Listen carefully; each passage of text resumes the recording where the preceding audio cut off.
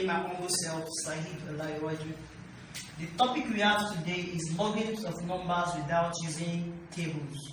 So we have to understand the fundamentals knowledge of logarithms, and there is a relationship between logarithms and indices. So we come like this: logarithms of a number b to base a. It is that number in which it has to be raised to the power of when expressed in an index form. What I mean here is that logarithms of number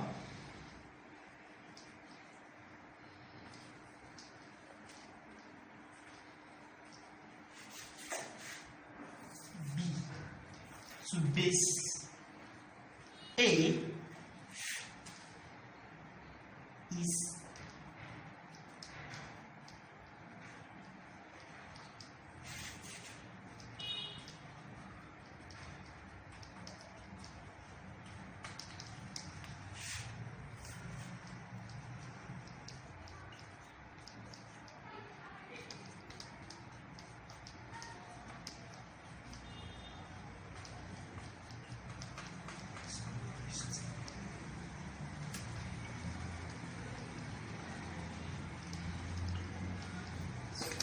So what I mean here is that the logarithms of number b to base a is that number in which it has to be raised to the power of when expressed to an index form. For example, if I say that log of b to base a equals to n. To express this in an index form,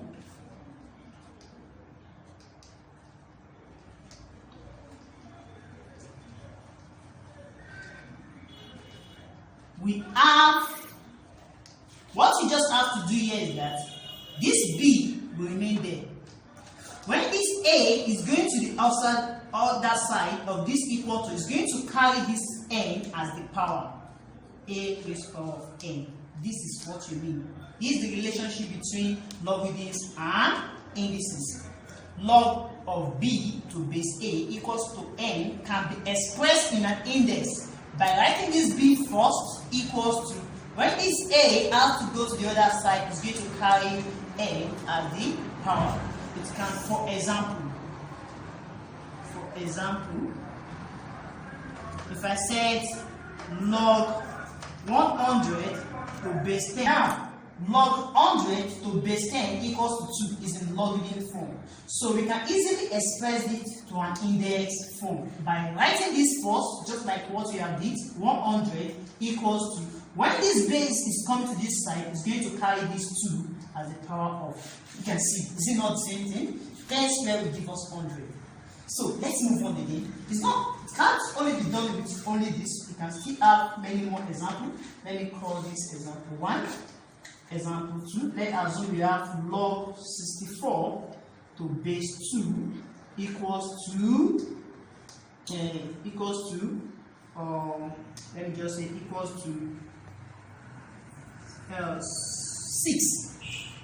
Equals to 6. So if you have to express this to an index form, we can say that 64 equals to 2 raised to the power of 6. We all know that 2 raised to the power of 6 will give us 24. By saying 2 times 2 times 2 times 2 times 2. 1, 2, 3, 4, 5, 6. 2 times 2, 4. 4 times 2, 8. 8 times 2, 16. 16 times 2, 32. 32 times 2, 64. Henceforth, we can see that what our value has been proved here. So the next thing we have to do now, we move to the what? We move to the laws of logarithms. Now, we have to move to the second aspect of the work. We move to the laws of logarithms. So, the first law of logarithms states that log base a of mn will give us log base a m plus log base a n. Simple application of this.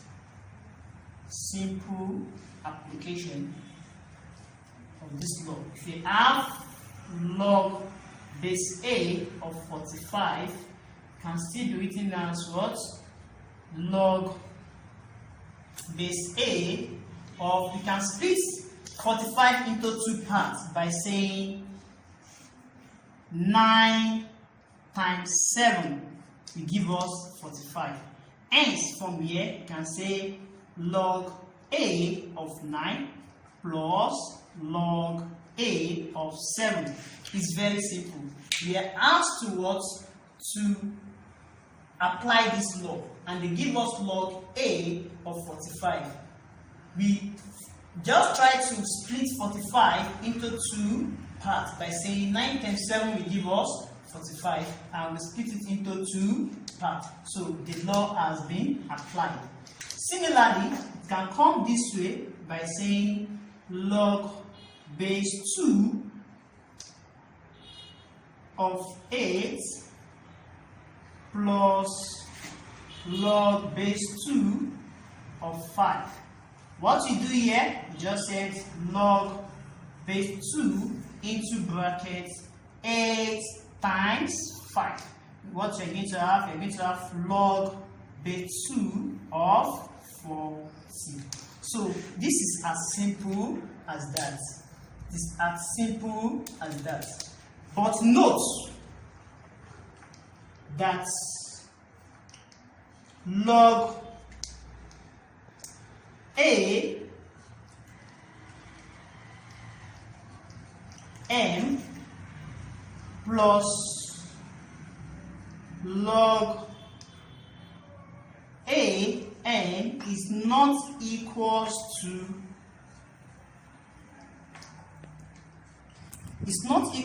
log A into brackets m plus n. Note that. So let's move to the second aspect of the law. So we are moving to the second law of logarithms, in which if you have log to base A of m over n, you get to have it to be equal to log to base A of m minus log to base A of n. So simple application of this law. Simple application.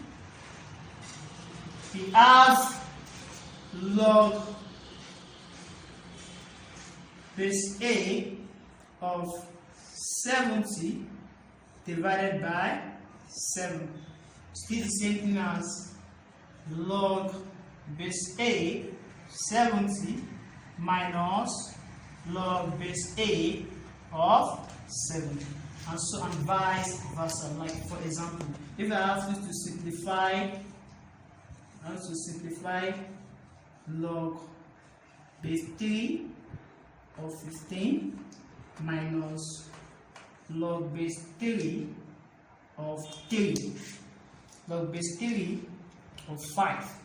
You're going to have, since both of them are in the same base, you're going to have log base 3 into brackets 15 divided by 3, and we're going to have log. Now, no, we are going to have log of 5 because we have 5 here, log base 3 of 5. Now, how many 5 can we see in 15? We're going to have 3, and if you continue consistently, if you have a logarithm of number with the same base, you're going to have 1. So as time goes on, we are going to get into that. The logarithms of the same base to the same number, we always have 1. That is all about the second law. So the third law states that log of what? Base A of m raised to power k. For example, still same as this power that we have here will come to the other side. We're going to have k log of a n. That is the third law of logarithms. So the power we just have to come to the back of the what? Of the logarithms. So now let us look at some simple application of this law. Simple application of this law. We're going to have, assuming you are given log base 3 of 81. So this can still be written as log base 3 of 3 raised to the power of 4. We can know that we can express it 1 as the power of 4. And this can be written as this 4 will come to the other side. We are going to have 4 log 3 base 3. So as time goes on, you will learn that what log of the same base must give us 1. And what always join number and log together is times. So we know that log is still same thing as what? 4 times 1, because log of the same base is always give us 1. And your final answer at the end of the day is going to be equals to 4. So as well, they can also give you in terms of other number like log base A of 4a squared.